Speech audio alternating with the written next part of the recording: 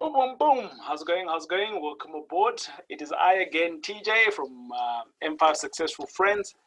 As it is on this podcast, we are here to talk about property and anything that has to do with property. And I've been privileged to be on a call with some of the like-minded people, entrepreneurs across the world that are just doing amazing things. And on this particular call, I was on a call with, I'm one of a couple of thousands of entrepreneurs that are on this call. It's a Zoom call, and a guy that I have seen before. I think I have back in the 90s.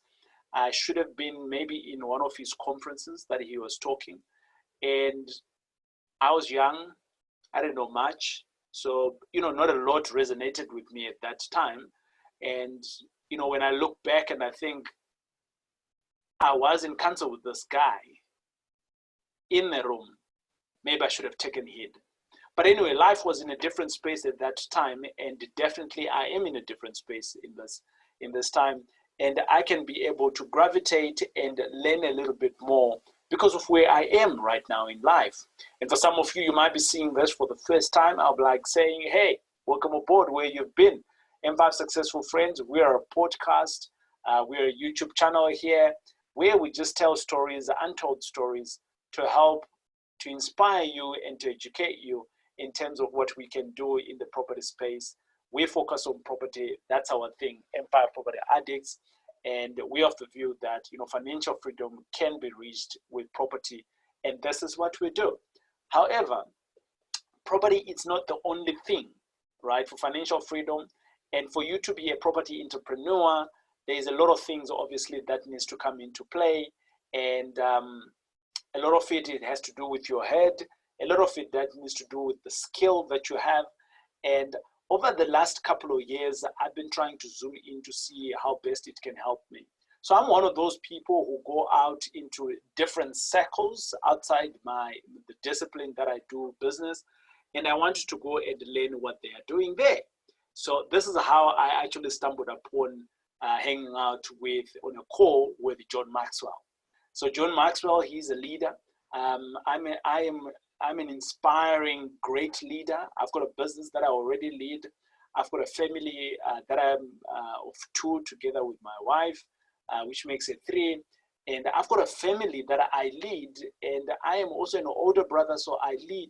I serve in my church, in my local church, so I lead. And in the community where I am, I volunteer a lot, so I lead. So how best do I actually make sure that I'm a better leader? It is by hanging out with other people that have been leaders. John Maxwell, I think at the time of this recording, I think he was around about in his 70s or so, 73, 74, maybe somewhere there. And at the time of this recording, we were in a bit of a crisis. So his talk is very much around a crisis. But what I took away, my takeaway from it was that it's never about crisis. It's just about where you are now. And where you are now, if you have the right values from where you are now, or should I say from wherever you were, whether it's a crisis or no crisis, you'll be able to navigate it because your values don't change. So I've got a couple of things that I have written a whole lot of notes, right, that I'm going to share with you because I was able to take a whole lot of notes out of it. I was able to take a whole lot of notes out of it. And I'm going to share some of my learnings from him. I'm just going to shoot now, right? And as I talk, I am going to give nuggets that I gravitated to and give a little bit of illustration. But in some of them, obviously, they might have not resonated with me. Again, you learn because of where you are, right? Now, John Maxwell says here on the call, perspective is key. Perspective is key. How we view things is how we do things, right? Crises will always move people into a positive or into a negative. But it could be difficult for some people or should I say difficulty for some people can be an advantage for some. And for some, it could be disadvantage. So is a crisis an asset or a liability? Oh, God. When I listened to this, right, my heart literally sank, because I related to it. Right now, in a property space, all of my buddies who are property investors, I go into WhatsApp, I go onto some of the social medias where we hang out, and all property investors are like, can this lockdown be finished? Do you know why? Because they know that in every crisis, the property prices is going to dip. Right now, we have also seen from a South African perspective, the lowest interest rate cut, right? We're around about at 4% or something like that. This is the lowest that the exchange rate has been. But for some people right now, it is a crisis. They actually don't know what to do. For some people right now, business is going down. But for some, it is going to be an asset being in this crisis. The point is that what I learned from that point is that obviously, depending on who you are, depending on what you're focusing on, you could either see this as a crisis in the liability space or from an asset perspective. I'm seeing it as an asset perspective because obviously my perspective is always key, and I always make sure that I am focusing on the positive. It is intentional. I do that all the time. It's intentional for me to look at the positive. What can I get out of it, right? Crises have always been there. This is not the first crisis that we've had to deal with. They've been. I remember back in the days when I used to work full-time. I was sent into West Africa and there was Ebola there. Oh Lord, when I came back into South Africa, I was not treated, but I had to go through numerous tests for them to just see that I don't have Ebola. But the thing is that, right, in West Africa is still in existence right now. Is Ebola still there? Maybe, maybe not, who knows, right? But we are all leaders, and some of us, we don't know that we are leaders. And as leaders, we need to equip our minds correctly. And being positive is one of those values that can take you forward. One of the best things that he speaks about, that John Maxwell speaks of immensely in almost all in his entire talk from start to finish, is that we need to be a people that add value to other people. We need to be of people that add value to other people. So what does that mean? Right now, I am adding value. I am giving you this video. It's for free. You don't have to pay for it. I am spending my time, and I am giving you the skill that I've learned from John Maxwell, and I'm giving it to you, and it's adding value. So what is it that you can do in your area to give value to someone else? Could it be giving someone a call? Could it be giving someone food? Could it be teaching someone else a skill that they didn't have? Could it be putting a short video so that you can help someone else in a skill that you already know, that you think that is not necessary? That, all of those things is about adding value. Can you call? So where I stay in a small estate, and across the road from me stays an old lady, very old. I think she's just below, maybe probably in her 80s, just below her 80s maybe. And from time to time, I just go there and say, what's up? What's going on? When the bulbs are not working, I go and remove the bulb. I replace it with my own bulb. From time to time, I take a bin to the trash if the gardeners are not there. I have never broken an arm. I have not have money not to buy. It's a bulb. It's about what, 20 rand or something like that. I don't know how much is a bulb. I never look at it. But the point is that to her, she can't climb on a ladder. She can't, right? But I'm adding so much value to her because at night, she gets the lights. Her yard is lit, right? So I'm adding immense value by just changing a bulb once in, I don't know, 2 years or 3 years. I don't know how long it takes for a bulb to switch off. But I do that intentionally. So who else can you add value to? That's the question. Respect is always end on difficult ground. Yo, that was deep. That was deep. So we kind of like respect each other when we are okay, when things are going fine. But what about when things are difficult? Do you still respect me? Right? That's the question there. Have good values and be intentional. I spoke about that just now. He goes on to speak about opportunities. And this is the guy who has gone through few recessions and few crises. He is in his mid-70s. So if you look back in life, John Maxwell has survived or lived in many a crisis. So this is the guy that we should be looking up to, who has actually lived in crisis, to say, so what do we do? I'm only in my 30s. What should I do? And this is one of the things that it says. Opportunity is never visual, right?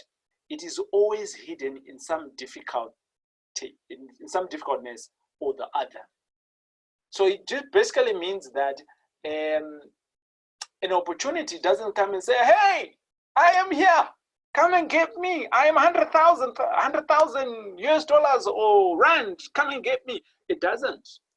The reality is that it is always hidden in some form of crisis or one or the other, right? My business, Empire Property Addicts, our team, we are driven to solve problems. We are driven to solve problems because in solving the problems, that's where the opportunity is. So a lot of people run away from problems. We run to them because we know that's where the opportunity is, right? He speaks of people think that there's opportunities and when they lose them, they cry foul and like, we lost that opportunity. The reality is that you don't lose the opportunity. Someone got it. And I was like, oh, Lord, this is so correct. Because what happens is that in the property space, each time I thought that I'd lost an opportunity, it was always someone else who put in an offer before me. It was always someone who puts in a higher offer. So the reality is that I've lost that opportunity to the next person. That's the reality, right? Now, what are the basics things that he said? And I might say basics here, but they're not basic. This is like, I don't know, this is like the center of it all.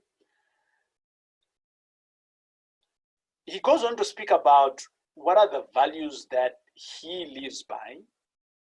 And some of those values are values that can sustain you in this period or in another period. So your values could be very different from mine and very different from him and all those things. But I just want to tackle one or two other values that I think that were very simple values that can be achieved by anyone and it can save many, right? So value number one, always do the right thing. That is a value that is so difficult for many to do. Always do the right thing. Whether we're in a crisis, whether we are having difficulties or not, always do the right thing. What is the right thing? I'm gonna call you at 4 o'clock. Just call the person at 4 o'clock. I'm gonna pay you back on the 20th. Pay back on the 20th. If you're not able to pay back on the 20th, hey, pick up the phone and notify the person ahead of time. I've hit a stumbling block. This is the reason. So you're doing the right thing by notifying them before they actually find out. There's so many things that we can talk about just doing the right thing. The next point is courage is required every day. Courage is required every day. I do not remember a day that I haven't had to pull up my big pants and I'm like, in my big socks, and I'm thinking today, later on in the evening, and I'm like thinking, wow, today was such an easy day. I sailed through it, kumbaya, it was good. It is never like that. Each day in my personal space, I've had to wear the courage. I've had to be strong. Some days are more scarier than others, right? But we sail through each and every one of them every day, right? So courage is required every day. For some, it is actually required every second because we meet difficult things. Something else that he speaks about is what you focus expands. So if you're focusing on the positive, telling yourself good things, positive stuff, obviously what's going to happen is that the positive is going to grow and the negative is going to die because you're not feeding that beast. So it's about feeding which beast here. If you are watching a whole lot of TVs, they are updating all the negativity, people are dying, hala hala, you are feeding the beast of the negative. So what you focus is expanding. So the negative that you are focusing on, all of a sudden you're seeing the whole world is coming to an end. Some thoughts. He has written a book called Intentional Living. I think I am going to start reading that book next week. I've already ordered my book online. I just need to download it in my Kindle, and I'm just going to start reading it. So if I go on here, something else that he speaks about is how do you add value to people? You have to be intentional around it. You have to be intentional around it. Like for instance, I was intentional of recording this video. I don't know when you're going to watch it. I might not even know you. We might never meet, but I was very intentional to pass this into the future. So I've recorded it. You are going to listen to it. So I've added value to you. I have set it upon myself for the old lady that stays across the road from me. I'm not going to wait for her to be, to fall in the dark when something happens and she cannot see, and then I'll change the light. No. Each time I'm changing my bulb, whether hers is out or not, I go and change it. I'm being intentional around it, right? So two things there that I've just become intentional about. I've become intentional about giving you free information. I did say at the beginning of 2020, this is what I'm going to do. I'm going to reach out to as many people that I can to give value, and this is what I'm doing, right?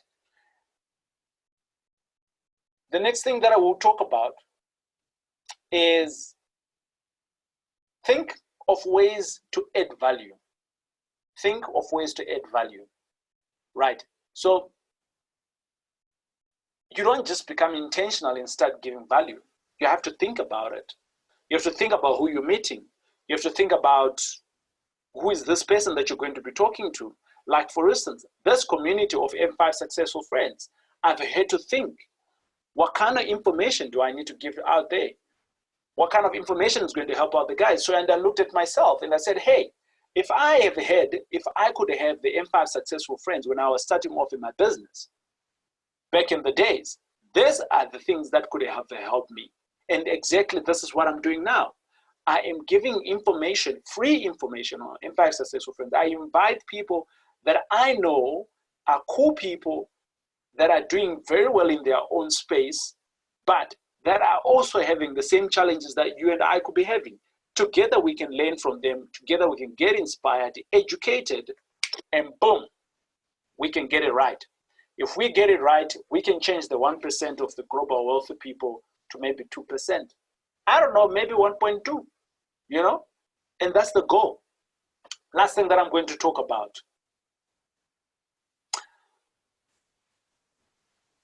When an opportunity comes, it is late to prepare. When an opportunity comes, it is late to prepare. A lot of us, we're not prepared because, we don't know when the next opportunity is going to come. So we're not being intentional. We actually don't know what we are looking for in terms of opportunities. So when the opportunity comes through, we don't even know. Simple things that I talk about in M5 Successful Friends and things that we do in M5 Property Addicts is that we always have our paperwork ready to go to the bank. We always have our paperwork ready to go to the bank. Our financials are always updated. We already know where they are in the Dropbox and things like that. When an opportunity arises, boom, we sign an offer to purchase very quickly. We send it to the bank so that we can secure some money. We don't start looking for the pay slips, for the balance sheet, for the what, because by then the opportunity is long gone. So when the opportunity arises, and if you're not prepared, you are definitely going to miss it. And you're going to cry foul and say, hey, I lost the opportunity. No, someone took it.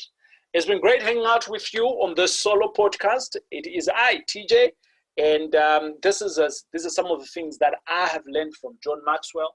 I am sure that there's a whole lot of things that he teaches. I understand from a South African perspective, he's got a school here. I reached out to one or two friends of mine and they said, yeah, TJ, John Maxwell's been having it for a long time. And I want to gravitate to some of his teachings so that I can enjoy, consume, besides consuming it, so that I can become a better leader. So there's books out there that he has written. Enjoy those books, consume it, become a better leader, and let's hang out when this crisis is over and learn a little bit more. Hey, it is TJ. It's been great hanging out with you, and I'm hoping that you have learned something from there. And give us some comments on what you have learned. It is I, TJ. God bless. Cheers. Bye.